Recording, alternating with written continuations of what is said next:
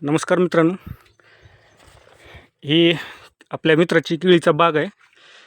तुम्ही बघा किती मस्त आला आहे. थोडा टाईम झाला आहे, म्हणजे उन्हाळ्यामध्ये जरा पाण्याचा प्रॉब्लेम झाल्यामुळं. पण जसा पावसाळा चालू झाला आहे तसं मस्त फुटलं एकदम.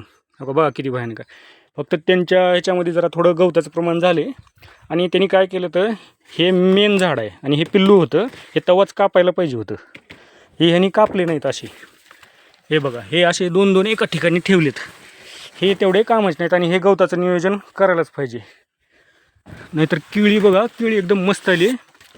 एक 2 ते 3 महिन्यामध्ये वेनसुद्धा चालू होईल अशी केळी आहे सध्या. बघा ह्याचा बुंदा तेन सगळं व्यवस्थितच आहे. ह्याच्यामध्ये एकच चूक आहे की हे गवताचं नियोजन आधी करायला पाहिजे, कारण असं मोठात गवत आहे. ह्याच्यामध्ये त्यांनी मटकी आणि भेंडरं हे सुद्धा घेतलेलं आहे. मग ह्याची पण काही गरज नव्हती, कारण याच्यामुळं त्रास होणार आहे याला. आणि बघा ह्याचे बुडं ते एकदम मस्त मोठे लट झालेत.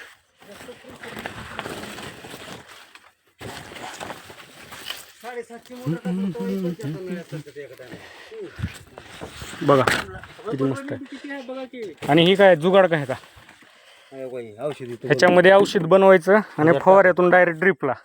हे जुगाड मस्त एक नंबर आहे, कारण वेंचुरीची गरज नाही असं असल्यास. हां, नाही असं केल्यास तरी काही गरज नाही ना असं म्हणाला. केळी मस्त आली, फक्त याच्यामध्ये गवताचं तेवढं खेणी नियोजन करायला पाहिजे. आता केळीला नाव ठेवायला जागा नाही. उन्हाळ्यामध्येच तेवढं पाण्यामुळे झालेलं आहे बघा. आणि आपण सगळेजण म्हणतो ह्याच्यामध्ये फवारलं तर काही होत नाही, पॅराकॉट किंवा अजून एक काय आपलं ग्लायफोसेट म्हणून. फक्त केळीच्या पानावर नाही गेलं तर गवत पण किती मोठं राहू द्या जळून जाते. तर धन्यवाद.